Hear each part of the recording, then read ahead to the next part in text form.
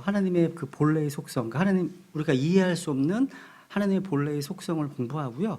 이 성경론 신론 강의는 마치겠습니다. 그리고 하나님의 그 이외의 도덕적 속성과 관련해서는요, 과제를 하나 드리겠습니다. 과제. 그 확실한 기초라는 책 있죠. 그 제임스 낙스 목사님의 그 책 확실한 기초라는 책에 보시면 하나님의 어떤 속성에 대해서 여러 가지로 설명해 놓고 계시거든요. 그 책을 좀 읽으시고 한 A4지 2장 정도로 좀 정리해 오시는 걸로 하겠습니다. 그래서 다음 주 한 주 쉬니까요. 다음 주 한 주 동안 한번 그 책 읽으시는 가운데 하나님의 어떠하심, 하나님의 속성에 대해서 좀 정리하면 좋겠습니다. 확실한 기초란 책입니다.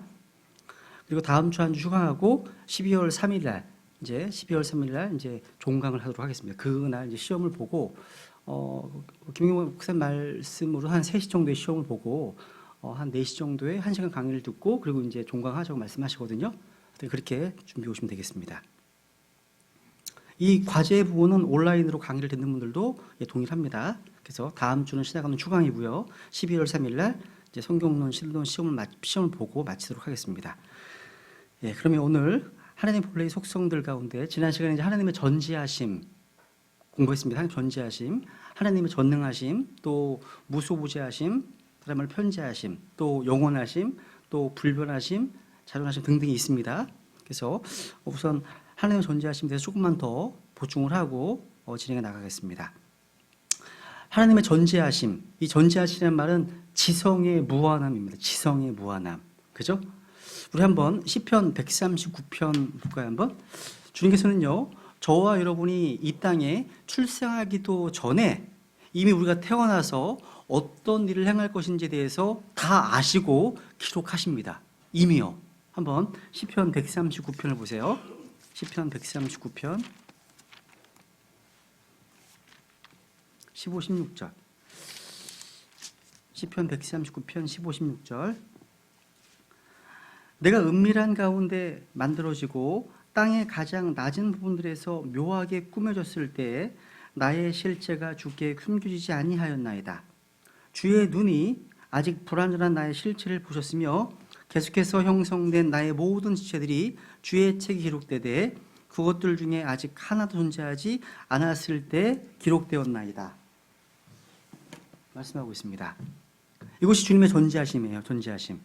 그러니까 하나님께서 모든 것을 다 아신다는 것, 아신다고 말하는 것은요, 우리 인류 역사의 과거와 현재와 미래라고 하는 어떤 시간적 제약을 받지 않으신다는 그런 말씀입니다. 또 이분은요, 하늘과 땅과 바다와 어떤 산, 어떤 그런 공간적인 제약을 받지 않으심을 말하는 겁니다. 그러니까 하나님은 모든 것을 아시는데 여기에는 모든 물질들, 또 모든 영적인 존재들, 정사와 권세와 통치자들 다, 존재들, 모든 창조물 하나하나 다, 또 모든 창조물 하나하나 다, 그리고 모든 비밀들, 그러니까 모든 역사와 모든 미래의 어떤 사건들, 모든 불가사의한 것들, 그러니까 우리가 생각할 수 있는 것들, 또 우리가 상상할 수 없는 것들, 이 모든 것들에 대해서 주님은 다 아신다는 말이에요. 이 주님 전지하심입니다. 전지하심. 그러니까 하나님께서 전지하시다는 이 말은요, 이 말은 사실 구원받은 우리 성도들에게는 크나큰 위로가 됩니다. 소망이 돼요, 소망이. 왜냐하면 누군가 나를 비방한다 하더라도, 누군가 원수가 나를 조롱한다 하더라도 주님께서 그것을 정확하게 알고 계시기 때문입니다. 위로가 되는 거예요. 그러니까 주님께서는요, 저와 여러분이 행한 모든 일들의 숨은 의도까지 전부 다 알고 계시기 때문에 다른 누군가로부터 받는 비방과 오해로부터 어떤 자유함을 맛볼 수가 있습니다. 그러니까 하나님은 아시지, 하나님은 전지하시지, 이걸 묵상하다 보면 이게 치유가 됩니다. 하나님을 내가 어떻게 아느냐, 이것이 우리의 영적 성장과 굉장히 비례한다는 거죠. 그래서 우리가 주님께서는 정확하게 아신다는 것, 요 한 가지 사실이 우리에게 진리를 행할 힘을 줍니다. 주님께서는 저 여러분을 아십니다. 아시는데 결코 다른 사람들의 증인이나 증언이 필요하지 않으신 분이십니다. 그래서 요한복음 2장에 보시면 예수님께서는 자신들을 사람들에게 맡기지 않으셨습니다. 왜요? 주님께서 친히 모든 사람을 다 아시기 때문입니다. 다 아시기 때문입니다. 그러니까 사람들은요, 여러분을 어떤 오해할 수 있고 어떤 편견과 선입견으로 대할 수 있습니다. 뭔가 근거 없이 비난할 수 있어요. 잘 모르면서도. 그럴 수 있습니다. 또 자기 어떤 판단 착오로 때로는 어떤 잘못된 정보 때문에, 루머 때문에, 어떤 소문 때문에 여러분을 욕할 수 있습니다. 돌아설 수도 있습니다. 근데 하나님은 결코 그렇지 않으십니다. 하나님은 그런 분이 아니세요. 주님은 다 모든 것을 아시기 때문입니다. 아시기 때문이에요. 근데 여러분, 주님께서는 모든 것을 다 아시는데요. 특별히 뭘 아시는지 하면 성경에서 I know, 주님께서 하시는 아신다는 것들을 정리해보면 되게 은혜가 됩니다. 우선 주님께서 뭘 아실까요? 전지하신 하나님께서 우리를 알고 계시다고 하는 그 지식이 우리에게 위로가 됩니다. 기쁨이 된다는 사실이에요. 우선 마태복음 10장 30절 보세요. 마태복음 10장 30절. 주님께서는 모든 것을 아시는데 특별히 자신의 백성들을 잘 아십니다. 마태복음 10장 30절. 마태복음 10장 30절에 보시면 29절부터 보겠습니다. 참새 2마리가 일 아사리온에 팔리지 아니하느냐. 그러나 너희 아버지의 허락 없이는 그것들 중에 하나도 땅에 떨어지지 아니하리라. 오직 아버지께서 너희 머리털까지도 다 세셨나니. 야, 너희 아버지께서도 너희 머리털까지 다 세신다고 말씀하고 있죠? 저 아침에 머리 감았습니다. 머리 감았을 때 이 머리카락이 몇 개 빠졌는지를 주님께서 아십니다. 그리고 현재 그 빠진 머리카락을 제외한 제 머리에 있는 카락의 이게 몇 개가 있는지를 주님 다 아십니다. 다 세시는 분이십니다. 이 주님을 되게 편안하게 드릴 분이 아무도 안 계시네, 그죠? 그죠? 다 머리카락이 많으시잖아요, 그죠? 그러니까 그리고 여러분이 무슨 생각을 하든지 간에 또 마음속에 지금 어떤 그 부담, 어떤 문제로 고민하는지 주님 다 살펴보시고 계십니다. 또 건강이 좋지 않은 분들, 혈압이 어떻게 되는지, 또 얼마나 잠을 잤는지 주님 다 알고 계십니다. 또 오늘 여기 교회 오셨잖아요, 그죠? 오실 때 여러분 from door to door, 여러분 문 앞에서 여기까지 오는 키로수가 얼마인지 전부 다 아십니다. 다 아시는 분이세요. 왜냐하면 욥기 31장에 보면요, 그분께서 내 걸음을 다 세지 아니하시냐, 내 걸음을 다 세시는 분이십니다. 우리 주님은요, 그걸 다 하신대요. 또 시편도 보세요. 시편 103편 14절. 시편 103편에 보면 주님께서 우리가 얼마나 정말 보잘것없는 존재인지를 아십니다. 시편 103편 14절.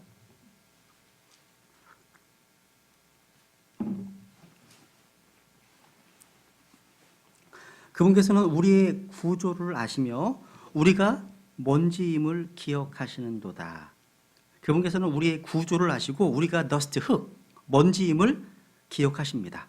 그러니까 하나님은 우리가 얼마나 연약한 존재인지를 아십니다. 우리를 아신다는 거. 그러니까 사람들은 자기의 연약함에 대해서 잘 알지 못해요. 그래서 강한 채 합니다. 근데 우리 주님은 아십니다. 네가 얼마나 연약한지를. 그러니까 우리 사람이 얼마나 연약한 존재인가를 가장 정확하게 아시는 분이 주님이십니다. 그래서 우리를 불쌍히 주시는 겁니다. 불쌍히 주시는 거예요, 우리를요. 또 그다음 보세요. 이사야서를 볼게요. 이사야서 65장. 주님께서 여러분 기도하시잖아요. 기도하실 때 우리가 뭘 기도할지를 미리 아세요. 이사야서 65장 한번. 이사야서 65장 24절에 보시면 이사야서 65장 24절. 그때는 그들이 부르기 전에 내가 응답하며 그들이 아직 말하는 도중에 내가 들으리라. 야, 그러니까 주님 우리의 기도를 다 아시는데 우리가 뭔가 부르기 전에 응답하십니다. 부르기 전에요. 그러니까 하나님은요 늘 우리가 필요한 어떤 필요들을 미리 준비해 두시고 계신다는 사실입니다. 미리 아시고요. 하나님은 우리가 구할 그때서야 비로소 분주하게 구하시는 분이 아니십니다. 그러니까 우리의 기도를 미리 다 아시고 다 준비해 놓으시고 필요한 때에 공급하시는 분이십니다. 이게 얼마나 큰 위로가 되는지 몰라요. 하나님은 그런 분이십니다. 또 에스겔서 11장에 보시면 두려운 말씀이 있습니다. 에스겔서 11장에 보시면 에스겔서 11장 5절, 에스겔서 11장 5절 보시면 저는 이 말씀을 볼 때 굉장히 두려웠습니다. 보세요. 주의 영께서 내게 임하여 내게 이르시되 너는 말하기를 주가 이같이 말하노라. 오 이스라엘의 집아 너희가 이렇게 말하였으니 그다음 너희 생각 속에 일어나는 일들 곧 그것들 모두를 내가 아노라. 안답니다. 너희 생각 속에 일어나는 일들을 다 안다 말씀하십니다. 그러니까 주님은요 우리의 생각 속에 일어나는 일들을 다 아시기 때문에 결코 숨길 수가 없어요. 결국 감출 수가 없습니다. 그러니까 하나님의 전지하심에 대해서 우리가 무지하다면, 우리는 잘못하면 하나님을 저 여러분과 같은 사람과 같이 여기거나 자기처럼 생각한다는 겁니다. 자기처럼. 그래서 이사야서 29장에 보면 그걸 하나님께서 화했다고 말씀하시잖아요. 이사야서 29장 15절에 보시면 자기 계획을 주께 깊이 숨기려 하는 자들에게 화가 있을지어다. 그들의 일들은 어둠 속에 있은즉 그들이 이르기를 누가 우리를 보랴 누가 우리를 알랴 하나니. 이런 사람이 화 있다고 말씀하십니다. 그러니까 우리는 우리의 모든 상상과 생각하는 모든 것들을 주님께서 아신다는 사실을 인정해야 됩니다. 인정하고 마음속 깊은 어떤 숨은 의도까지 낱낱이 전부 다 고백하고 회개할 때 주님은 우리 마음을 새롭게 하십니다. 다 아시기 때문에, 우리 마음속에 있는 것 전부 다 아시기 때문에요. 그래서 시편 94편 11절에 보시면 주께서는 사람의 생각들을 아신다고 합니다. 주님께서는요. 주님은 모든 사람의 생각을 아십니다. 그렇기 때문에 우리 마음속에 뭔가 어떤 우상을 세워놓거나 어떤 불법을 생각하면 주님은 정확히 그것을 아시고 우리의 기도를 들어주지 않으십니다. 마음속에 불법을 품잖아요. 기도 응답이 안 됩니다. 그래서 우리의 생각과 상상을 아시는 주님을 믿는다면 우리 마음속에 이 말씀을 담아두고 묵상하고 생각을 정결케 한다는 사실. 주님은 우리의 마음 다 아십니다. 그죠? 또 마태복음 6장을 보세요. 6장. 주님은 또 우리가 필요한 것들을 다 아시는 분이십니다. 마태복음 6장 32절.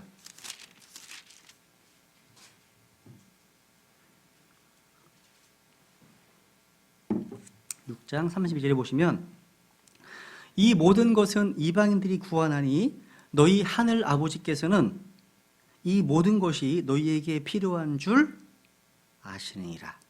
그러니까 우리 하나님은요, 저 여러분이 필요한 걸 다 아십니다. 여러분이 옷이 필요한 것도 아시고요, 여러분이 먹을 것이 필요한 사실도 다 아십니다. 하나님께서 혹시 네가 필요한지 몰랐어 이렇게 얘기할 수 없는 분이십니다. 주님은 모르시는 것이 없는 분이시거든요. 필요를 전부 다 아신다는 거예요. 그냥 아신다는 말씀은요, 그냥 단지 아신다는 거에 그치는 것이 아니라 필요를 공급하신다는 말씀이에요. 공급하신다는 말씀이랍니다. 그죠? 그래서 너희의 모든 필요를 공급하신다고 약속해 주셨죠, 주님께서요. 그리고 잠언 24장 12절을 볼까요? 주님은요, 우리의 생각만이 아니라 우리의 필요만 아니라 우리의 행위를 다 하십니다. 잠언 24장 12절.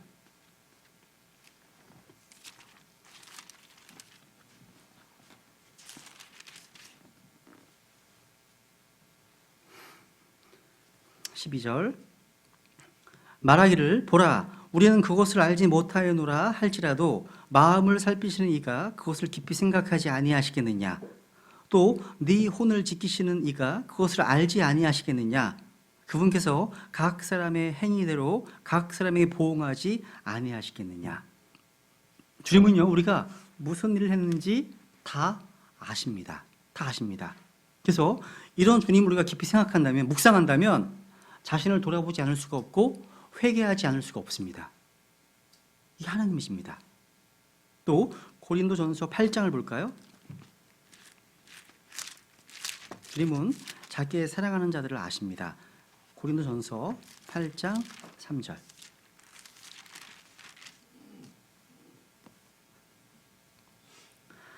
그러나 어떤 사람이 하나님을 사랑하면 그분께서도 바로 그 사람을 아시느니라. 여러분, 서로를 깊이 아는 방법은 사랑하는 겁니다. 사랑하는 거예요. 하나님을 가장 잘 아는 좋은 방법은 하나님을 사랑하는 겁니다. 또 하나님을 사랑할 때 하나님이 역시 우리를 잘 아십니다. 그죠? 하나님은 우리를 아신다는 거죠. 그러면 두 번째로 이제 하나님의 전능하심. 하나님의 전능하심은 모든 것을 하실 수 있는 거죠. 그러니까 이 전능함은 에너지, 힘의 무한하심을 말합니다. 힘의 무한하심. 하나님은 영적인 세계에 모두가 다 하나님께서 다 통제하고 계십니다. 다. 그러니까 심지어 마귀도 하나님께서 허락하신 범위 안에서만 일할 수 있습니다. 하나님은 전능하시기 때문에. 다만 자신의 권능을 행사하실 때는 자기의 거룩하신 속성과 일치할 때 행하십니다. 자기 거룩한 속성과 일치하지 않을 때는 행하지 않으십니다. 그죠? 제가 지난주에 말씀드렸죠. 그죠? 여러분, 하나님의 속성 가운데 가장 잘 알려진 속성이 바로 이 전능하심입니다. Almighty, 이게 omnipotent, 이 전능하심. 이게요, 전능하심이라는 게 뭐냐면 하나님의 능력뿐만 아니라 놀라운 사실은 성경에 보면 이 전능이라는 것이요, 하나님의 이름 그 자체입니다. 그게 하나님의 이름이에요. 하나님께서 자신을 계시하실 때 제일 먼저 계시한 이름이 바로 전능자입니다. 한번 출애굽기 6장을 보세요. 출애굽기 6장. 우리 믿음의 조상들에게 우리 주님께서는 자신을 전능자로 계시하셨는데 창세기에는요, 이 전능자라는 말이 되게 많이 나와요. 우선 출애굽기 6장 3절을 보세요. 출애굽기 6장 3절.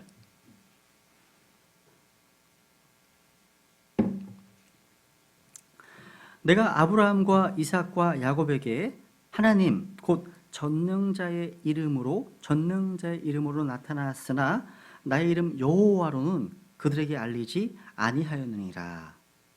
이 보신 것처럼요, 하나님은요 자신이 전능한 하나님, 전능자라고 계시해 주셨습니다. 여러분, 전능하지 않다면 그분은 하나님이 아니십니다. 그죠? 전능하지 않으신다면, 또 하나님이시라면, 아시라면 그분은 전능하셔야만 합니다. 성경은 주님께서 자신을 친히 전능자라고 부르시는데 이 전능자라고 하는 말이 무려 56번 나옵니다. 56번. 야, 그러니까 우리는 전능하심의 범위, 그 광대하심을 실로 다 헤아릴 수 없어요. 우리는 다만 성경에 기록된 것들을 통해서 어렴풋이 그 전능하심의 일부를 보고 믿을 뿐입니다. 그죠? 한번 욥기 11장 7절도 볼까요? 욥기 11장 7절. 욥기 11장 7절.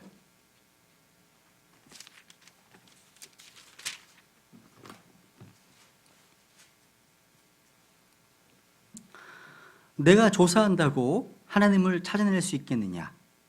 내가 전능자를 완전히 찾아낼 수 있겠느냐? 못합니다. 우리는 하나님의 크신 권능, 크신 권세, 능력에 대해서 아무리 생각해도 이해할 수가 없습니다. 근데 믿을 수는 있어요. 믿으면 이해가 가요. 그러니까 이 성도는 이해는 안 가요. 예를 들어 이런 거 성경에 나오잖아요. 온 우주를 지으신 하나님, 그죠? 또 여호수아 10장에 보면요, 이스라엘 백성들이 이제 전쟁을 하는데 하나님께서요 해를 거의 하루 동안 멈춰 두십니다. 해를 멈춰 두십니다. 또 열왕기 하행가 보시면요, 해를 거꾸로 15도를 뒤로 또 움직이십니다.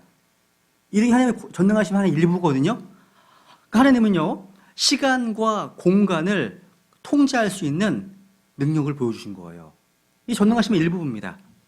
또 사사기 6장에 보시면 기드온에게 시험하잖아요. 기드온이 시험할 때 양털에만 이슬이 뭉치게 하고 주변은 마르게 하고, 또 양털만 마르게 하고 주변은 또 이슬이 맺히게 하고, 이게 다 뭐예요? 하나님의 능력입니다. 하나님께서 전혀 어려운 일이 아니었다는 거죠. 또 주님께서는요, 홍해 바다를 가르셨습니다. 그죠? 그러니까 이런 하나님의 전능하심을 우리가 믿는다면, 진짜 믿으신다면 저와 여러분의 어떤 문제를 돕는 일에 있어서도 조금도 어려움이 없으신 분이십니다. 그분은요. 근데 안 믿어요. 그게 문제야. 불신이 항상요.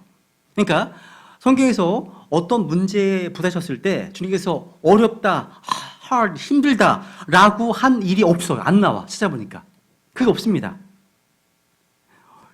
성경에서요, 주님께서 지치게 하실 만한 일이 있습니다.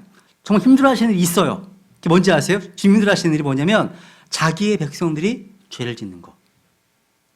자기 백성들이 마음 없이 형식적으로만 예배를 드릴 때 주님 지쳐 하십니다. 피곤해 하세요. 전능하신 분이요. 그러니까 저 여러분의 어떠함에 따라서 주의 전날 예배 드리러 오는데 형식적으로 기계적으로만 드리러 와. 마음 없어. 립 서비스만 해. 찬양만 불러. 마음 딴 생각하고 있고요. 하나님 보시기에 이거는 하나님을 지치게 하는 겁니다. 이게요. 한번 이사야서 한번 확인해 볼까요? 기억난 김에 이사야서 1장을 보세요 한번. 이사야서 1장 4절. 이사야서 1장 4절.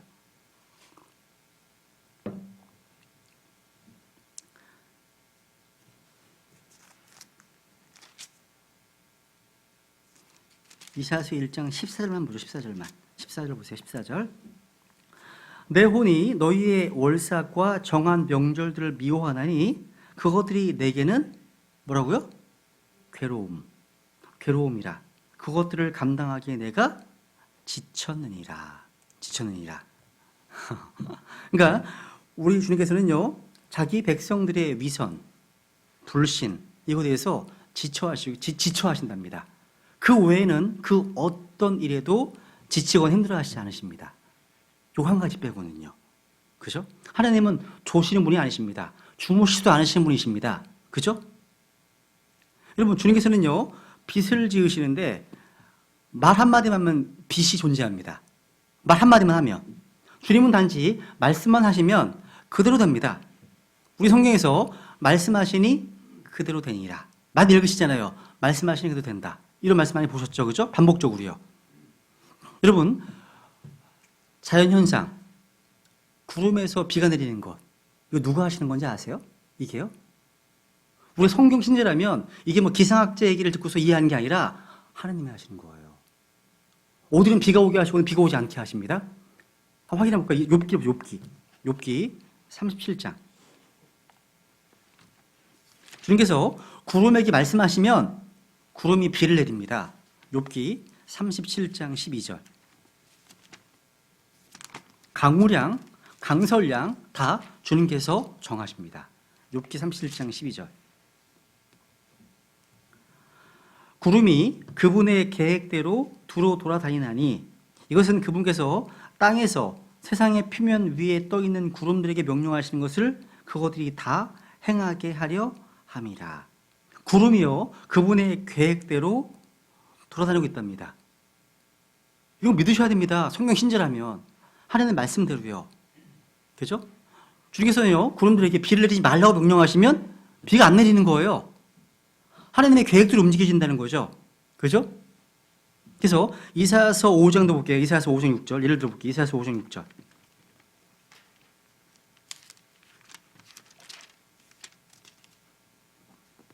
이사야서 5장 6절에 보시면 또 내가 그것을 피폐하게 내버려 두리니 거기서 가지를 치거나 땅을 갈지 못하고 다만 거기서 찔레와 가시가 올라오리라. 그 다음 내가 또한 구름들에 명령하여 그것들이 그 위에 비를 내리지 못하게 하리라 말씀하십니다. 그러니까 이것이 기상현상 이런 것이 아니에요. 주님의 명령대로 구름이 비를 내리고 안 내리는 겁니다. 이게 성경신, 그러니까 비가 오랫동안 오르면 이거 참 뭐 온난하다 막 얘기하잖아요. 근데 온난화는 사기입니다, 사기. 실제 온난화는 거짓입니다. 그렇지 않습니다. 그래서 트럼프가 온난화가 사기라고 얘기를 하잖아요. 근거가 있는 거예요, 그게요. 지구온난화. 이 엄청난 이 돈이 그 뒤에 있거든요. 어쩌거나. 우리는 뭘 신뢰하는 거예요? 하나님의 말씀을 신뢰합니다. 말씀을 신뢰하는 거예요. 그래서 시편 33편 9절에 보시면 그분께서 말씀하심에 그것이 이루어졌으며 그분께서 명령하심에 굳게 섰습니다. 말씀하시는 겁니다. 하나님의 말씀에 따라서요. 또 주님께서는요, 피조물에게도 말씀하세요. 구름이나 바다나 땅이나 동물에게도 말씀하십니다. 그래서 예를 들어서 요나스에 보시면 그 고래에게 주님께서 명령하십니다. 그러니까 물고기에게 말씀하시니까 물고기가 요나를 육지에 토해냅니다. 요나서 2장에 잘 나와 있습니다. 그러니까 주님께서 물고기에게 말씀하심에 물고기 요나를 토해냅니다. 그러니까 하나님께서 창조하신 창조물 가운데 물고기, 그러니까 모든 피조물을 다 순종하는데 유독 인간만 순종 안 해요. 유독 인간만. 참 큰 문제의 문제, 그죠? 주님의 능력입니다. 그러니까 물고기도 하나님의 말씀을 듣습니다. 여러분, 우리가 에버랜드 같은 데 가면요. 돌고래 같은 거 훈련할 때 보이잖아요. 훈련하면 훈련하는 대로 하잖아요. 그것만이 아니에요. 그러니까 그것보다 훨씬 더 확실하게 온 우주의 모든 창조물들은 주님의 말씀에 순종합니다. 주님은요, 바람을 꾸짖으신 즉, 바람이 어떻게 돼요? 잔잔케 됩니다. 주님은 바다에게 말씀하셨습니다. 그죠? 그러니까 풍랑이 치던 바다가 고요해졌죠. 복음에서 고요해졌잖아요. 이것이 무슨 기상현상 때문에 그렇습니까? 이게? 아닙니다. 그죠? 주님의 능력입니다. 능력이에요. 우리가 이 전능하신 하나님을 믿게 된다면, 믿는다면 우리 마음이 평안해집니다. 평안해지고 고요함을 경험할 수 있습니다. 하나님의 전능하심을 믿으신다면. 그 다음 세 번째. 하나님의 뭐예요? 그 다음 편재하심, omnipresence. 그러니까 모든 곳에 계시는 거예요. 여러분, 하나님이 어디에 계십니까, 여러분? 그러면 일반적인 대답은 하나님은 하늘에 계십니다. 이렇게 얘기를 합니다. 이 말은 성경적으로 정확한 대답입니다. 틀린 말이 아니에요. 하나님은 하늘에 계십니다. 하지만 하나님은 하늘에만 존재하시고 하늘에만 계신다 라고 하면 그것은 틀린 말입니다. 틀린 말이에요. 하나님은 이 땅에도 계십니다. 또 하나님은 어디에나 거하시고 계십니다. 이것을 하나님의 편재하심, 하나님의 무소부재하심, 또 하나님의 어떤 광대하심 이렇게 표현하고 있는 겁니다. 그러니까 하나님이 계시지 않는 우주? 이건 상상할 수가 없어요.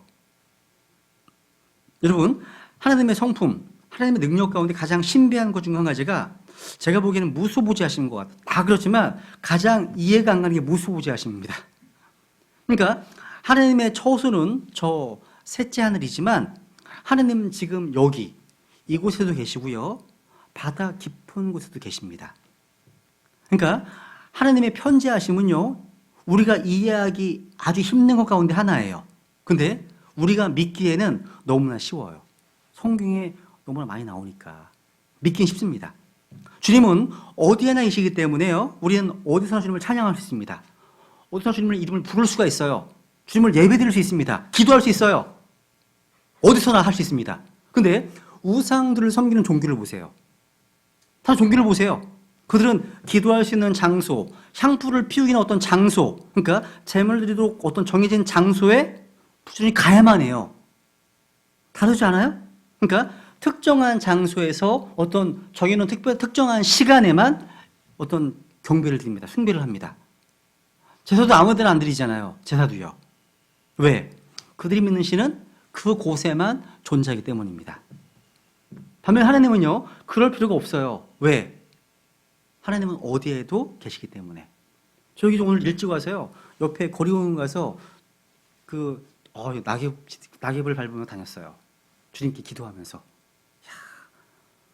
우리가 믿는 하나님은 그런 하나님이시죠. 어디에나 계신, 어디에서도 경배할 수 있고, 어디서 찬양할 수 있는 분이십니다. 그죠? 요즘 날씨 너무 좋잖아요. 그죠? 밖에 나가셔가지고 단풍을 보면서 하나님을 찬양하시고 마음껏 하세요. 너무 책만 보지 마시고. 네? 이것은 어디에나 존재하신다 이런 말입니다. 무수부지하시다. 근데 이거 단순히 범신론이라는 것은 아닙니다. 하나님께서. 여러분, 인도의 힌두교인들은요, 나무나 돌 안에도 신이 있다고 믿습니다. 새나 가축을 비롯한 각종 어떤 그런 메뚜기, 곤충 안에도요, 신이 있다고 믿습니다. 그러니까 그들은 오직 한 신이 모든 것에 깃들어 있다는 것이 아니라 존재하지도 않는 수만 수천의 다른 신들이 각각 존재하고 있는 겁니다. 여러분, 이 우주에는 각각 다른 신들이 존재하는 것이 아니라 한 분 하나님께서 어디에나 존재하시고 채우십니다. 한 분 하나님께서요. 여러분, 한번 찾아볼게요. 사도행전 17장 볼까요? 사도행전 17장. 사도 바울은요, 그 당시 수많은 신들을 섬기던 아테네 사람들을 향해서 이렇게 말씀을 증언했잖아요. 사도행전 17장 27절.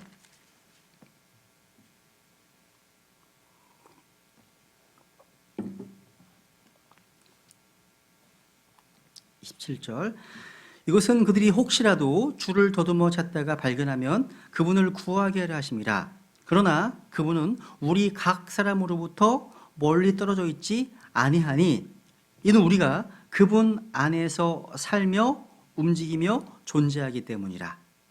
너희의 시인들 중에 어떤 사람들도 이르되 우리 또한 그분의 후손이라 하였나니.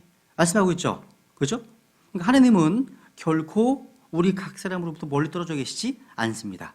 주님은 우리와 가까이 계신 분이십니다. 우리 곁에 계신 분이십니다.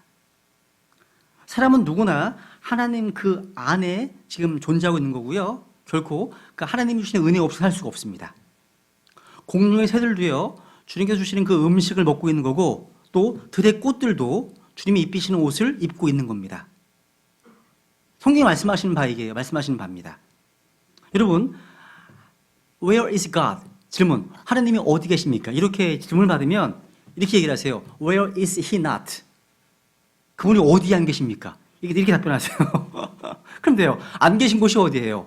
없습니다. 그분은 하늘과 땅을 가득 채우시는 분이십니다. 편지하심은 스페이스, 공간의 무한하십니다. 공간의 무한하심. 다른 말로. 시편 기자는요, 한번 시편 139편을 보세요. 시편 기자는요, 무소부재하신 그 주님의 편지하심에 대해서 이게 너무나 놀라운 지식이라고 고백했습니다. 놀라운 지식이라고요. 시편 139편을 보세요. 시편 139편.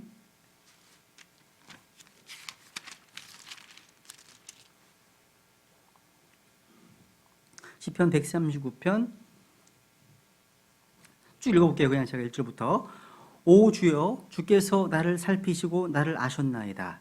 주께서 나의 앉고 일어서는 것을 아시고 멀리서도 나의 생각을 이해하시오며 나의 행로와 나의 눕는 것을 둘러싸심으로 나의 모든 길을 익히 아시오니 보소서. 오 주여, 내 혀의 말 중에 주께서 알지 못하는 것이 단 하나도 없나이다.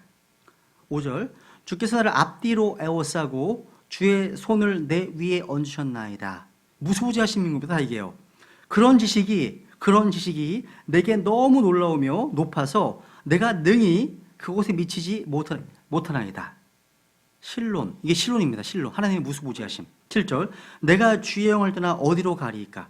혹은 내가 주의 앞을 떠나 어디로 피하리이까? 내가 하늘로 올라갈지라도 주께서 거기 계시오며 내가 지옥에 내 침상을 펼지라도 보소서. 주께서 거기 계시나이다. 내가 아침에 날개들을 취하여 바다 맨 끝지역에 가서 거할지라도 거기서도 주께서 나를 인도하시며 주의 오른손이 나를 붙드시리이다. 그러니까 주님은요, 어디에나 계시기 때문에 우리는 주님의 눈앞을 떠날 수 없습니다. 그러니까 내가 뭐뭐 할지라도 주님께서 거기 계시다고 말씀하고 있습니다. 여러분, 여러분이 있는 그곳에 주님이 계십니다. 여러분이 있는 그곳에 주님이 거기 계시다는 사실. 이게 얼마나 놀라운 말씀입니까, 여러분? 저는 이 말씀을 여러분이 이해시킬 수가 없어요. 또 이해시키려고 애쓰지도 않을 겁니다. 전 다만 이 하나님의 말씀을 선포할 뿐입니다. 이 사실을 그냥 우리는 믿음으로 받아들일 뿐입니다. 이해하기 때문에 받아들이는 것이 아니라 주님께서 이렇게 말씀하셨기 때문에 받아들이는 거예요. 받아들이는 겁니다. 주님의 이 선포는요, 우리의 이해를 초월합니다. 뛰어넘습니다. 그러니까 성령의 감동을 받은 다윗조차도요, 이런 식이 내가 너무 놀랍다고 고백합니다. 내 능히 미치지 못하겠다. 그러니까 하늘에 계신 하나님의 존재를 믿을 뿐만 아니라 내가 있는 이곳에 주님께서 계시고 또 여러분 있는 그곳에 주님께서 함께 하시다는 사실, 이것이 바른 신앙입니다. 이 참된 믿음이라는 거예요, 이것이요. 에베소 4장을 볼까요? 에베소 4장 6절. 에베소 4장. 하나님은 지금 이곳에 계시고요, 여러분이 있는 그 모든 곳에 함께 계십니다. 에베소서 4장 6절.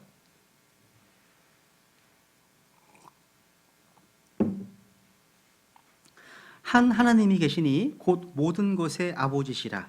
그분께서는 모든 것 위에 계시고 모든 것에 두루 계시며 너희 모두 안에 계시니라. 주님은 안 계신 곳이 없습니다. 여러분 머리 위에, 여러분 양 옆에, 여러분 아래에, 여러분 뒤에 다 계십니다. 주님은요. 그게 무수무지하십니다.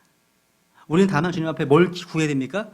우리의 영안을 열어주시도록 기도해야 됩니다. 그걸 볼 수 있게 해달라고요. 눈이 열려야 됩니다. 여러분, 엘리사의 종 그 게하시는요, 자신의 주위에 불말과 불병거가 있었음을 보지 못했습니다. 그러니까 육신의 눈은요, 땅에 속한 것도 다 보지 못해요. 다만 육신인 것만 보인다는 사실이죠. 그죠?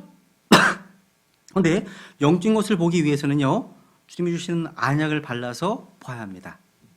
엘리사가 기도했을 때 하나님은 게하시의 눈을 열어 보게 하셨습니다. 마찬가지예요. 우리도 기도해야 됩니다. 기도해야 됩니다. 그죠? 그러니까 우리 기도하면 게하시가 본 것과 같이요, 우리를 두르고 있는 천사들을 우리가 볼 수 있습니다.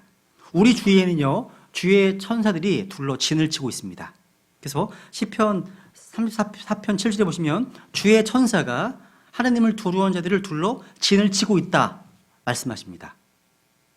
성경에 기록되어 있다는 사실이죠. 그래서 이런 영적 어떤 실체에 대한 어떤 감이 있어야 돼요. 영감. 이런 감이 있어야 할 필요가 있다는 거죠. 오감만 있는 것이 아니라. 그죠? 한번 사도행전 26장도 볼까요? 26장에 보시면 하나님은 사도 바울에게요, 복음을 전할 미션을 주시면서 이렇게 말씀하셨죠. 사도행전 26장 18절.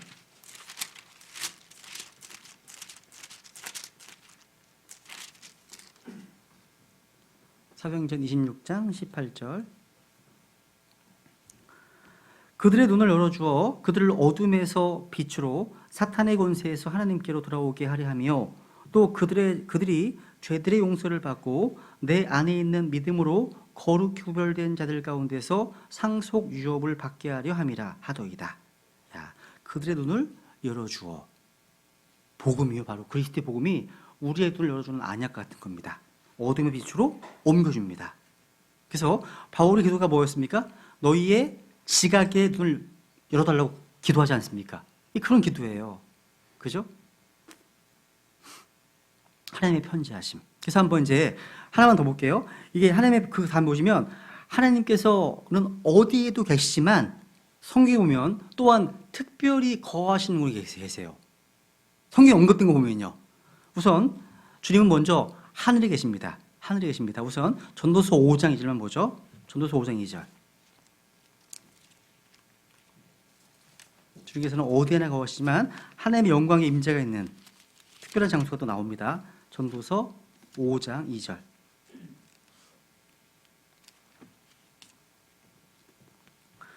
내 입을 경솔히 열지 말며 하나님 앞에서 내 마음이 급하게 어떤 것도 말하지 못하게 할지니라. 하나님은 하늘에 계시고 너는 땅에 있나니 그런즉 내 말수를 적게 할지니라. 하나님은 하늘에 계시고, 솔로몬이 성전을 지은 후 봉헌 기도할 때 하늘이 곧 주님의 거처라고 이렇게 고백했습니다. 주는 하늘 곧 주의 거처에서 들으시고 고백했습니다. 그런데 주님은요, 이상하게 성경에 보면 또 하늘에만 거하시는 분이 아니십니다. 한번 열왕기상 8장에 보세요. 열왕기상 8장 27절. 열왕기상 8장 27절.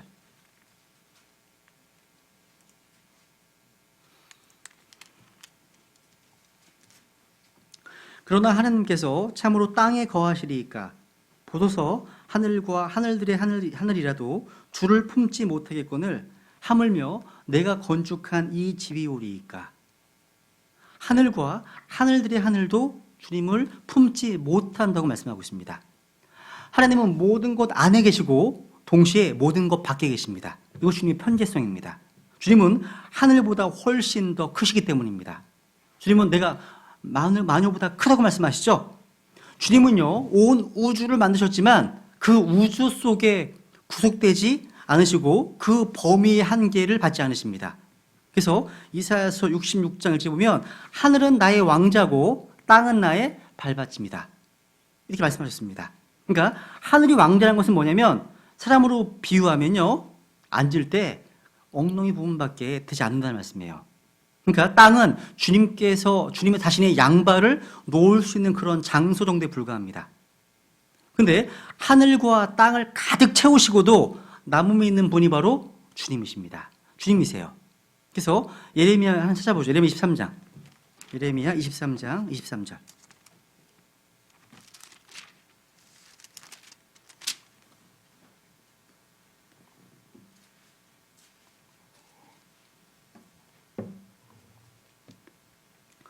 주가 말하노라 나는 가까운 데 있는 하나님이며 먼 데 있는 하나님은 아니냐? 24절. 주가 말하노라 어느 누가 내가 보지 못하도록 자신을 은밀한 곳에 숨길 수 있느냐? 주가 말하노라 내가 하늘과 땅을 가득 채우지 아니하느냐? 말씀하고 있습니다. 주님은요, 온 세상에 공기가 가득하듯이 온 우주, 또 우주 밖의 우주까지 자신을 가득 채우십니다. 야. 그래서 주님은 안 계신 곳이 없다. 그죠? 없다. 또 잠언 15장 3절에 보면요, 주의 눈은 어느 곳에나 계셔서 악한 자 선한 자를 살피신다고 말씀하십니다. 어디에 계시다. 주님은 어디에 계시다는 뜻입니다. 그래서 주님은 어디에나 계시기 때문에 모든 것을 다 보실 수 있으시고 동시에 다 들으실 수 있으십니다. 그래서 여러분 복음서 보시면 주님 말씀하셨잖아요. 두세 사람이 내 이름으로 모인 그곳에 그 한 가운데에 나도 함께 있다 말씀하시는 겁니다. 한 가운데 있다고 말씀하시는 거죠. 그러니까 기도 모임을 할 때 이 한 중앙에 누가 계신 거예요? 주님께서 계신 겁니다. 실제 계시다는 거예요. 주님께서. 여러분이 뭐라고 기도하는지 다 들으신다는 겁니다. 그래서 또 하나 볼게요. 주님은 또 어디 계실까요? 하나님 우리 곁에 계시고 우리 안에 계시고 우리 위에 계시지만 하나님은 또 모든 곳에 계시지만 모든 사람 안에 거하시지는 않으십니다. 이게 무슨 말이냐면 볼게요 한번. 로마서 8장 9절에 보세요. 이런 측면에서 얘기하는 겁니다. 로마서 8장 9절.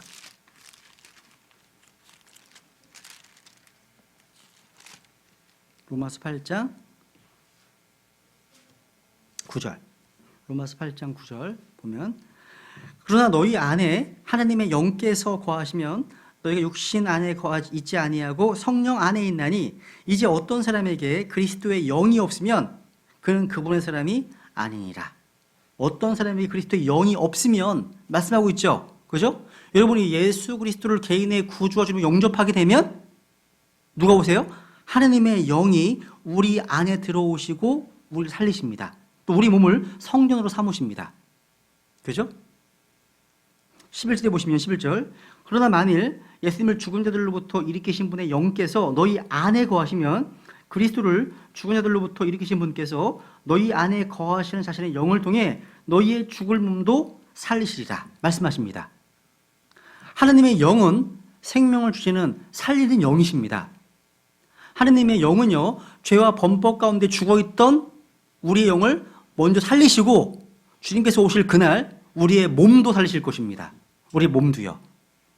그래서 하나님은 예수님을 통해서 우리를 거룩한 성전으로 삼으셨습니다. 우리 몸이요, 하나님의 성전이 되었습니다.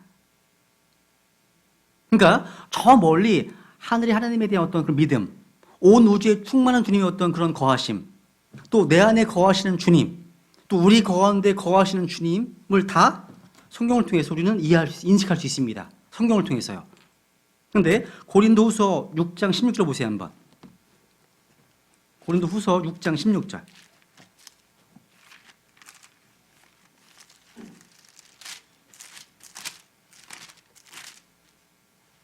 고린도후서 6장 16절 보시면 이제 성경적 분리를 말씀하시면서 이렇게 얘기합니다. 하나님의 성전이 우상들과 무슨 조화를 이루겠느냐? 너희는 살아계신 하나님의 성전이니라. 하나님께서 이르시되 내가 그들 가운데 거하고 그들 가운데 거닐며 나는 그들의 하나님이 되고 그들은 내 백성이 되리라 말씀하십니다. 여기 보시면 하나님께서 살아 거하시는 하나님의 성전이 있고 하나님이 없는 성전을 상상해 보세요. 없는 성전. 그래서 그냥 멋진 빌딩일 뿐입니다. 빌딩일 뿐이에요. 그죠? 건물이 우리에게 힘이 될 수는 없습니다. 그죠? 성령님이 거하지 않는 몸은 그냥 육신일 뿐입니다. 육신일 뿐이라는 거죠. 다른 말로 고깃덩어리에 불과합니다. 고깃덩어리요. 늙으면 죽고 썩어져 흙으로 돌아갈 그런 질글 같은 존재입니다. 그런데 하나님이 우리 안에 거하시면 우리의 몸은 하나님의 성전, 거룩한 성전이 됩니다. 이런 측면에서 하나님의 거하심과 거하지 않으심을 구분할 수 있습니다. 성경에는요. 두 가지. 그리고 이 하나님의 편지하심에 대한 믿음은요, 우리에게 위로를 줍니다. 나와 함께 하시기 때문에 어디든지 간에. 내가 미국을 가든 내가 호주를 가든 간에 하나님 거기서 나를 함께 하신다는 위로가 돼요. 또 어떤 면에서는 이것이 나에게 경고가 됩니다. 왜? 나를 보고 계시기 때문에. 하나님의 고소는 카메라가 나를 항상 지켜보고 있어요. 찍고 있어요. 그러면 두렵잖아요. 여러분이 죄를 지을 때 어떤 죄를 짓는지 아세요? 하나님께서 함께 하심을 잊어버릴 때, 무시할 때 죄를 짓습니다. 나를 보고 있다면, 여러분 생각해 보세요. 카메라로 찍을 때, 운전할 때 모습하고 카메라가 없을 때 생각해 보세요. 그죠? 참 웃긴 거는요, 운전하다 보면 110km, 110 써 있잖아요. 쫙 가다가 갑자기 카메라가 보이면 브레이크 밟는 게 보여요. 막 이게 보여요. 그리고 지나가면 또 빡 밟습니다. 이게 인간입니다, 인간. 여러분 마찬가지예요. 하나님의 편지하심을 믿고 있다면, 그분이 나와 항상 지켜보고 계시다는 믿는다면, 우리는 항상 규정 속도대로 하나님의 말씀대로 할 수밖에 없습니다. 그래서 하나님 아는 지식이 정말 중요한 거예요. 지식이요. 그 다음에 네 번째, 하나님의 영원하심. 하나님은요, 처음이나 끝이 없는 영원하신 분이십니다. 다른 말로 영원하심 뭐냐면 시간의 무한하심, 그러니까 시간의 무한성입니다. 영원하심은요. 그러니까 하나님은 진짜 그분이 하나님이시라면 그분은 시간도 끝도 없어야 됩니다. 즉 뭐예요? 영원해야 됩니다. 그래서 시편 90편을 보세요. 시편 90편.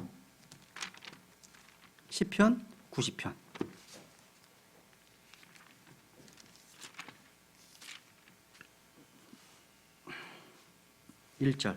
시편 90편 1절. 주여, 주는 모든 세대에서 우리의 거처가 되셨나이다. 2절.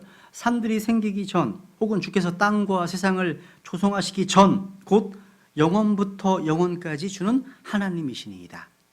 영원부터 영원까지 주는 하나님이시니이다. 야, 하나님은 영원하신 분이십니다. 그죠? 영원하지 않다면 신이 아닙니다. 여러분, 우상은 누군가 만들었어요. 그래서 뭐가 있어요, 항상? 우상은 시작이 있습니다. 그래서 시작이기 때문에 참신할 수 없습니다. 근데 그분이 진짜 가시라면, 하나님이시라면 시작이 없는 분이십니다.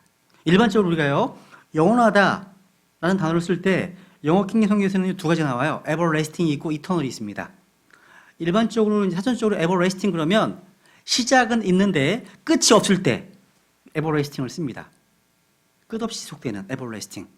eternal은 뭐냐면 시작도 없고 끝도 없는 거라고 얘기를 합니다. 근데 eternal은 약간 추상적이고 everlasting은 약간 구체적입니다. 근데 어쨌거나 우리가 예수님 믿는 순간 우리에게 뭐가 들어왔어? 우리 안에요? 영원한 생명이 들어왔죠? 그 영원한 생명은 누구의 생명인지 아십니까? 생명이요? 하나님의 생명이었습니다. 이 하나님의 생명은 창세기 1장 1절 이전부터 있었던 생명입니다.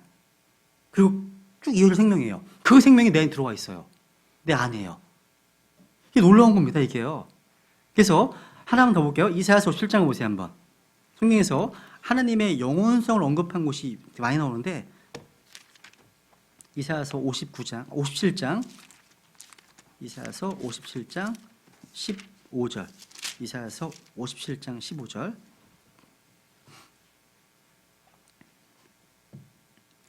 높고 높으며 영원에 거주하시고, 하나님이 인헤비트 거주하시는 곳이 어디냐면 영원한 곳에 거주하십니다. 영원에 거주하고 이름이 거룩함이니까 이같이 말하느라. 영원에 거주하시는 분, 하나님은요. 그러니까 하나님께서 존재하지 않으셨던 때는 한 번도 없었습니다. 또 앞으로 하나님께서 존재하기를 멈추실 때도 결코 없을 겁니다. 왜? 그분은 항상 I am that I am 라는 스스로 있는 분이시기 때문에요. 영원하신 분이십니다. 그래서 그 다음 5번에 보시면 하나님의 자존성이 나오고 연관됩니다. 다 연관됩니다. 그래서 여러분 생각해보세요. 자존한다면 자존성. 세상에 존재하는 모든 것 전부 다 뭐가 있어요? 존재의 오리진, 기원이 있습니다. 기원이 있어요. 기원. 기원 있잖아요. 근데 하나님은 기원이 없어요. 기원 없습니다. 그러니까 하나님과 하나님이 아닌 것들의 가장 큰 차이는 뭐냐? 바로 기원의 차이입니다. 인생의 기원. 원숭이? 아메바? 기원 얘기하잖아요. 여러분, 창조물은요, 피조물은요, 어느 때인가 시작이 있습니다. 근데 하나님은 항상 스스로 존재하는 분이십니다. 굉장히 이해가 안 가는 겁니다. 인간들은요, 생명의 본질, 생명의 기원을 찾는데 모든 에너지를 쏟습니다. 그러니까 생명을 비롯한 모든 사물을 존재하게 한 제1원인이 무엇인가? 그래서 최소 단위를 규명을 시작했습니다. 그래서 처음에는 분자라고 했다가 나중에는 무슨 또 원자가 발견되고 그 다음에 양자로 구성됐다가 더 작은 거, 쿼크. 요즘 쿼크가 나와서 쿼크. 아세요? 쿼크라고요? 야. 그러니까 더 이상 쪼갤 수 없는 단위라고 얘기를 합니다. 그렇다면 시간의 최소 단위는 뭐예요? 아무도 답을 못합니다. 그죠? 그러니까 그런 것을 안다고 하더라도요, 존재의 기원을 파악할 수 있는 것은 아닙니다. 하지만 이런 어떤 고민이 없다 하더라도요, 이런 문제에 대한 명확한 해답을 가진 사람들이 바로 저 여러분이에요. 성경 신자입니다. 우리가 킹제임스 성경에 있는 사람이라면 창세기 1장 1절에서 제일 뭐가 써 있습니까? 기원이라 불리우는 모세의 첫 번째 책. 보셨어요? 기원, 제너시스, 기원. 이런 말을 제목을 보게 됩니다. 그러니까 우리말로 창세기라고 번역된 이 책의 원 제목은 제너시스, 기원입니다. 기원. 이 제너시스에서 진이라고 하는 유전자, 씨앗, 기원이란 말이 나온 겁니다. 하나님은요, 우리가 성경을 펼치게 되면 가장 먼저 사물의 존재 이유와 기원을 보게 하신 겁니다. 우리는 하늘과 땅과 시간과 공간과 눈에 보이는 것과 보이지 않는 것들의 기원이 모두 다 어디에 있습니까? 주님께 있음을 보게 됩니다. 주님께 있습니다. 여러분, 강은요, 강의 발원지가 있죠? 다. 마찬가지입니다. 모든 존재하는 사물의 발원지는 누구예요? 하나님이십니다. 우리가 성경의 첫 페이지부터 읽지 않으면 도저히 인간의 기원에 대해서 답을 찾을 수 없습니다. 힌트조차 얻을 수 없습니다. 그죠? 그러니까 존재하는 모든 것들에 대한 기원을 밝혀놓은 유일한 책이 바로 뭐예요? 성경입니다. 언제, 어떻게, 누구에 의해서 이런 창조물이 존재가 되었는지, 또 존재할 수 있게 되었는지를 가르치고 있는 책이 이 책입니다. 여러분, 이런 거 궁금하지 않으셨습니까? 누가 많이 질문했던 것 같아요, 예전에요. 모든 사람들 어디서 나왔어요, 예전에요? 우리 얘기잖아요. 아담과 이브에서 나왔다고요. 다 믿으시잖아요, 그죠? 그러면 아담과 이브는 누구에서 태어났습니까? 누구에서요? 뭐라고 답변하세요, 여러분요? 네? 생각이 없으신 거 같아요. 하나님께서 만드셨잖아요, 하나님께서. 그죠? 안 믿으세요? 하나님께서 만드셨잖아요, 아담과 이브를요. 그죠? 그러면 우리 아이들이 뭐라 하는지 알아요? 그럼 하나님은 누가 만들었어? 이 항상 나오는 질문이에요. 이런 거 질문 안 받아보셨어요? 거슬러 올라가잖아요. 그러면 하나님은 누가 만들었는데? 하나님이 누구에서 태어났냐고 이런 질문을 받습니다. 우리가요. 우리는 더 이상 여기서 답을 얻을 수 없는데 성경은 하나님께서 self-existence, 자존하신다고 말씀하고 있습니다. 스스로 존재하시는 분이십니다. 하나님은요. 그때 하나님의 속성을 말씀하시는 거예요. 여러분이요. 말씀 주시는 거예요. 여러분, 하나님께서 자존하지 않으신다면 그분은 신이 아니에요. 하나님이 아니시라는 거예요. 그러니까 만약에 하나님께서요, 누군가로부터 아니면 어떤 무언가로부터 존재하게 되었다면 그분은 하나님 될 수 없습니다. 동의하세요? 맞습니다. 또 영원할 수도 없는 거예요. 근데 주님은 스스로 존재하시고 모든 것이 되시기 때문입니다. 한번 찾아볼게요. 시편 86편 보세요. 시편 86편. 시편 86편.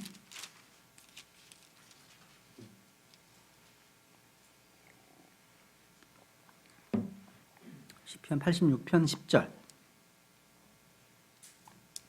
주는 위대하사 놀라운 일들을 행하시오니 주만 홀로 하나님이시니이다. 주만 홀로 하나님이시니이다. 이게 바로 자존하신 하나님이십니다. 우리 하나님을 정확히 알아야 되는 거예요. 그래서 그 83편 보세요. 83편 앞에. 83편 18절. 여호와라는 이름의 주만 홀로 온 땅 위에서 지극히 높으신 분이심을 사람들이 알게 하소서. 그러니까 주님 외에 누구도 없습니다. 주님 외에 그 무엇도 없습니다. 주님이 처음이시고 주님이 시작이시고 주님이 모든 것의 원인이시고 기원이십니다. 이게 자존하신 하나님이십니다. 그래서 하나님은요 홀로 한 분이십니다. 그 누구의 도움 받지 않으십니다. 누구에게도 의지하지도 않으시는 거죠. 그죠? 그래서 영광과 찬양을 그 누구에게도 나누실 수 없는 분이십니다. 홀로 자존하신 분이시기 때문에.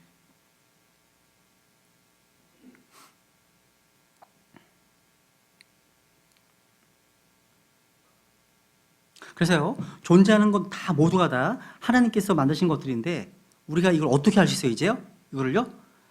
히브리서 11장에 보면요, 성경 말씀하시기를 믿음을 통해서 우리는 세상들이 하나님 말씀으로 지어진 것을 깨닫는다고 말씀하십니다. 그러니까 믿음을 통해서 예수를 아는 겁니다. 믿음을 통해서요. 과학을 통해서가 아니에요. 철학을 통해서 이런 거 아닙니다. 종교, 교육 아닙니다. 믿음을 통해서 압니다. 믿음을 통해서요. 그리고 고린도전서 8장을 볼까요, 한번? 8장. 우리가 어떻게 존재합니까? 우리가요? 바로 만드신 그분으로 말미암아 존재합니다. 고린도전서 8장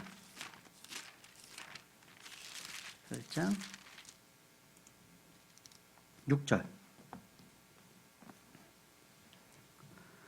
5절부터 비록 하늘이나 땅이나 신들이라 불리는 자들이 있어 신들도 많고 주들도 많으나 우리에게는 오직 한 하나님 곧 아버지가 계시나니 모든 것이 그분에게서 났고 우리도 그분 안에 있노라. 또 한 주 예수 그리스도가 계시나니 모든 것이 그분으로 말미암아 존재하고 우리도 그분으로 말미암아 존재하느니라. 그러니까 모든 것이 예수 그리스도로 말미암아 존재하고 우리 역시 예수 그리스도로 말미암아 존재합니다. 그러니까 이 성경의 증언은 아주 확고합니다. 확고해요. 또 골로새서 1장 17절에 보시면 또한 그분께서는 모든 것보다 먼저 계시고 모든 것은 그분으로 말미암아 존재한다 하십니다. 그러니까 주님께서 모든 것의 존재 원인이시고 그 존재를 가능케 하신 분이십니다. 주님께서요. 그러면 모든 것을 왜 존재케 하셨을까요? 이유가 자신을 위해서라고 말씀하십니다. 히브리서 2장 10절을 볼까요? 히브리서 2장 10절. 한번 히브리서 2장 10절.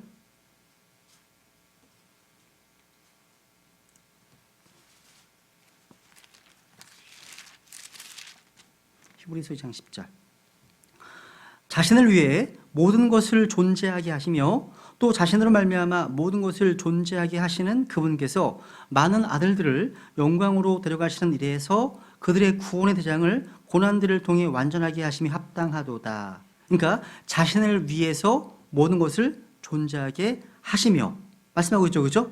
또 자신으로 말미암아 모든 존재하게 하시는 그분께서, 그러니까 그분만이 자존하신 분이십니다. 그러니까 주님께서 존재하게 하지 않으시면 아무 존재할 수 없습니다. 아무것도요. 아무것도. 그러니까 실존주의 철학, 그러니까 실존의 의미는 여기에서만 찾을 수 있습니다. 그러니까 실존의 본질적 의미는 이것뿐입니다. 주님을 위해서 존재한다는 거예요. 주님을 위해서 존재한다. 그래서 모든 것은 주님으로 인하여 또 주님을 통하여 주님을 위하여 만들어졌습니다. 모든 것이. 동시에 이 세상에 존재하는 모든 것은 주님의 능력으로 지금 붙들고 계십니다. 붙들어지고 있는 거예요.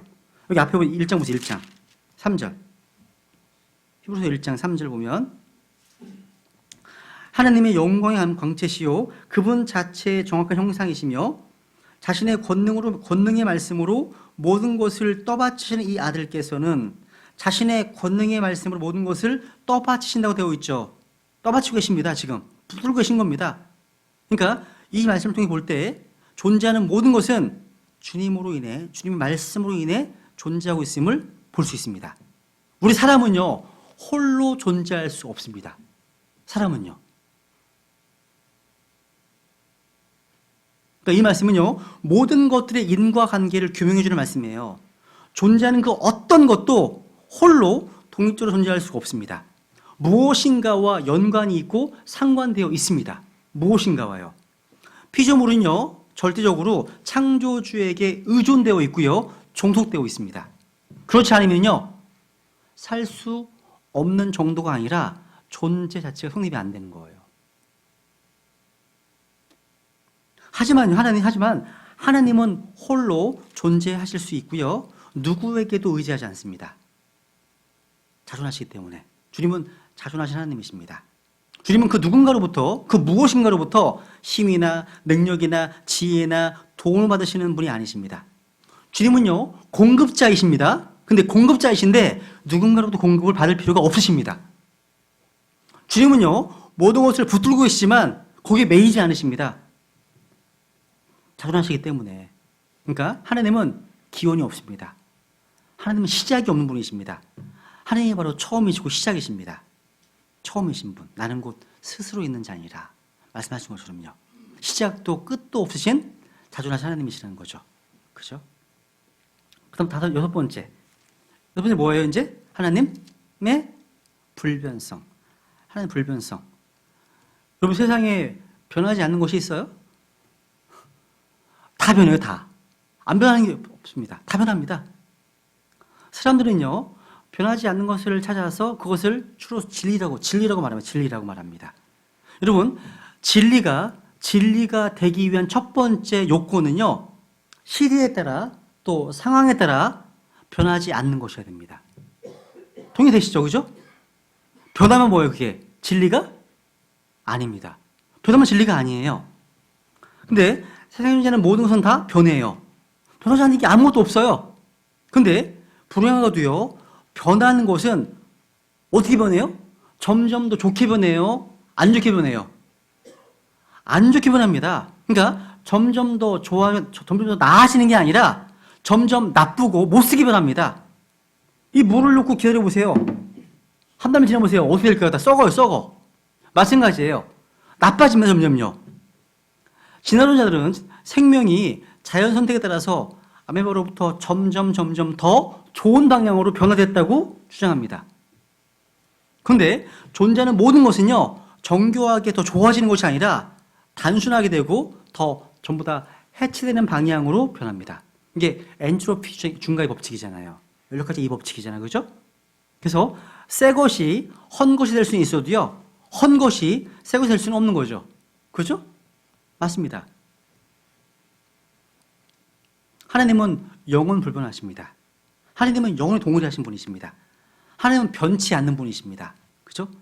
주님께서는요, 변화를 유도하시는 능력자이시지만 본인 자신은 변화가 필요 없는 분이십니다. 그죠? 우리의 마음은요, 새롭게 돼서 변화가 필요하지만 주님은요, 마음이 새롭게 될 필요가 없으십니다. 한번 히브리서 13장 8절. 주님은 언제나 동일하신 분이시기 때문에 그렇습니다. 히브리서 13장 8절. 같이 읽을까요? 시작. 예수 그리스도는 어제도 오늘도 영원토록 동일하시니라. 그러니까 우리 주님의 성품은요, 영원부터 영원까지 항상 동일하십니다. 변해본 적이 없어요. 주님의 능력 역시 변해본 적이 없습니다. 주님의 지식이 더 잘할 수 있을까요? 주님의 지식이요? 또 감소될 수가 있을까요? 그럴 수 없습니다. 우리는 까먹기도 하고 더해지기도 하잖아요. 주님은 그 자체가 완전합니다. 더할 것도 뺄 것도 없습니다. 또 주님은요, 성장하거나 소멸하거나 그런 변화가 없습니다. 우리 주님께서는요, 내가 옛날 이전에는 이렇게 말이 필요하지 않습니다. 주님은 항상 언제나 I am이십니다. 항상 현재십니다. 하나님이 I was라고 하신 적이 없습니다. 항상 뭐예요? I am이십니다. 하나님은 결코 변하지 않으십니다. 변할 수 없는 분이십니다. 모든 것이 다 변해도 결코 변할 수 없고 변치 않으시는 분이 하나님이십니다.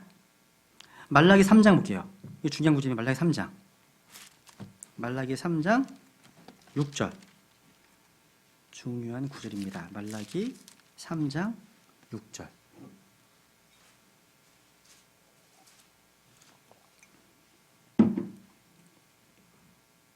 말라기 3장 6절 보면 나는 주라 변치 아니하나니 그러므로 너희 야곱의 아들들이 소멸되지 아니하였느니라. 나는 주라 I am the Lord 하면서 I change not. 그죠? 나는 변하지 않는다 말씀하십니다. 주님은요, 주님께서 변하지 않는 분이시라는 것은요, 본래 자신에서 어떤 결국 달라지지 않으시를 말하는 겁니다. 인간은 태어나서 자라고 늙습니다. 근데 하나님에게는 이런 성장과 변화의 개념을 적용할 수 없습니다. 그죠? 하나님이 불완전해서 완전으로 변화하신 분이 아닙니다. 또 뭔가 부족해서 뭔가 체험이 필요한 분이 아니십니다. 하나님은 완전히 거룩하신 분이십니다. 그래서 뭔가 어떤 1단계, 단계적으로 완전해지실 분이 아니십니다. 그런 변화 여지가 없어요. 주님은요, 영원 무궁토록 동일하신 분이십니다. 우리 주님께서는요. 히브리서 1장, 히브리서 1장 2절. 히브리서 1장 2절.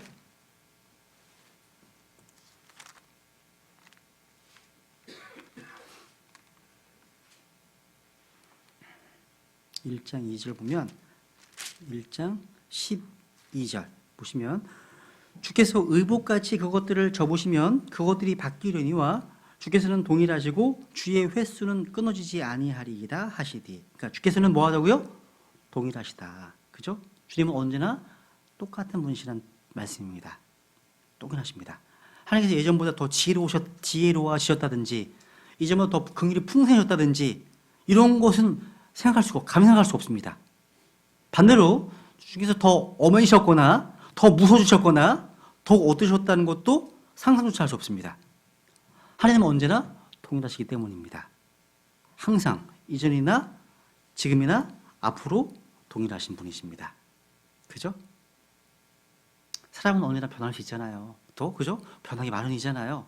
근데 우리가 하나님을 의지하고 그분 안에 전적으로 뿌리 내리고 산다면 우리 역시 이 하나님의 성품을 지니게 될 것입니다. 우리 역시요. 역시. 그러니까 변하지 않는다는 말은요, 하나님의 완전성을 입증하는 말이에요. 완전성. 언제나 동일하시기 때문에 시간과 관계없이. 그리고 하나님을 보면요, 주님께서 변치 않으신다는 이 말은요, 하나님께서 나의 뜻이나 나의 환경에 맞추셔야 될 분이 아니라 내가 변하지 않는 하나님의 말씀과 뜻에 맞추어야 함을 말씀해 주는 겁니다. 누가 변해야 되는 거, 누가? 우리가 그분에게 맞춰줘야 돼요. 왜? 그분 안 변하시니까. 내가 바꿔야 되는 말입니다.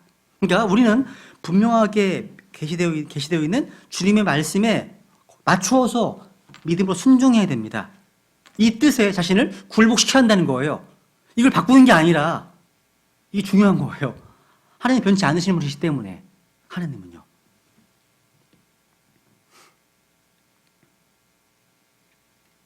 그럼 한 가지만 더 하고 마치겠습니다. 여기 보면 이제 끝에 보면 하나님의 후회하심에 대해서 언급돼서 후회하심. 하나님의 후회하심.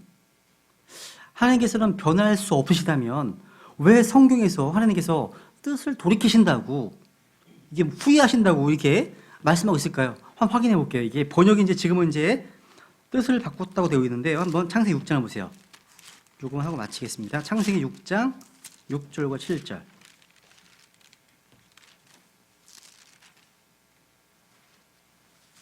창세기 6장 6절 7절. 주께서 땅 위에 사람을 만드신 것으로 인해 슬퍼하시며, 이 슬퍼하셨다는 말이요, repented입니다. 회개했다, 후회했다, 생각을 바꿨다, 뜻을 돌이켰다, 이런 뜻입니다. repent. 슬퍼하시며 또 그것으로 인해 마음에 근심하시고 주께서 이르시되 내가 창조한 사람을 지면에서 멸하되 사람과 짐승과 기는 것과 공중의 날짐승까지 다 그리하리니 이는 내가 그것들을 만든 것으로 인해 슬퍼하기 때문이라 하시니라. 슬퍼한 또 나오죠. repent 또 나옵니다. 이게 후회한다, 회개한다, 뜻을 돌이킨다, 생각을 바꾼다는 뜻입니다. repent. 그런데 한번 민수기 23장. 민수기 23장.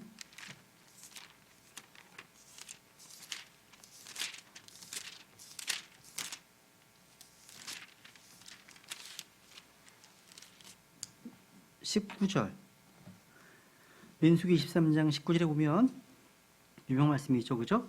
이 이제 발람이 대언한 내용인데요.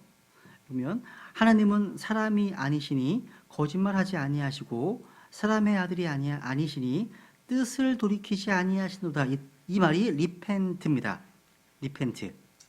그분께서 말씀하셨은즉 그것을 행하지 아니하시리요. 그분께서 이르셨은즉 그것을 실행하지 아니하시리요. 그러니까 주님께서 말씀하셨다면 뜻을 돌이키지 않는다. 분명히 행하신다 이런 말이거든요. 이걸 잡아두시고 하나 더 볼게요. 예레미야 15장 6절. 예레미야 15장 6절.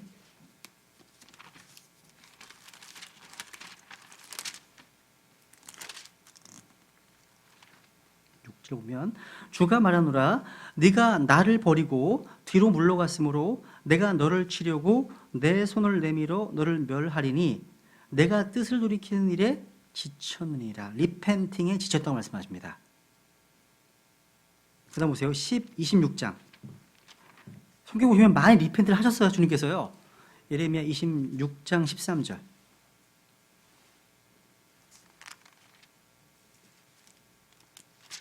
13절. 그런즉 이제 너희 길들과 너희 행위들을 고치고 주 너희 하나님의 음성에 순종하라. 그러면 주께서 너희를 향해 선언하신 재앙에서 뜻을 돌이키시리라. 아까는 돌이키지 않는다고 말씀하셨잖아요. 그죠? 여기는 뭐라고 그래요? 뜻을 돌이키시라고 말씀하고 있잖아요. 그죠? 또 보세요. 한 장 넘겨보시면 19절. 유다 왕 히스기야와 온 유다가 과연 그를 죽였느냐? 그가 주를 두려워하며 주께 간청하며 주께서 그들을 향해 선언한 재앙에서 뜻을 돌이키지 아니하셨느냐?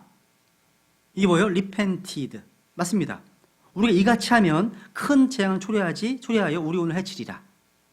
이 리펜트에 대한 이 문제는요, 사실은 성경의 어떤 난해 구절 가운데 가장 먼저 나오는 것 중에 한 가지입니다. 이 내용이요. 창세기 6장에서 분명히 리펜트를 하셨거든요, 주님께서요. 그런데 민수기 3장에서는 절대 리펜트를 하지 않으시는 걸로 언급되어 있습니다. 말씀하시잖아요. 그죠? 여기에 모순이 있는 거 아니냐, 이렇게 막 지적을 합니다. 사람들이요. 여러분, 일단 하나님께서요, 무언가를 말씀하시면 그분은 곧 행하십니다. 그러니까 물론 하나님께서요, 융통성 있게 뭔가 확정하지 않으신 것들은요, 그분의 생각을 바꾸실 수 있는 것이 사실입니다. 그러니까 확정하지 않으신 부분에 있어서는 이게 유연합니다. 그런데 확정한 사실, 그러니까 하나님께서 일단 말씀하시고 그것도 기록하신 사항들, 기록해 놓으신 사항들, 이런 약속은 성경에 약 1100개 이상이 있어요. 이런 사항들은 결코 바꾸시거나 후회하시는 법이 없습니다. 결코 그런 것들은요. 그러니까 하나님께서 확정적으로 말씀하신 것들은 후회하지 않지만 그렇지 않은 것들이 성경에 많이 나오거든요.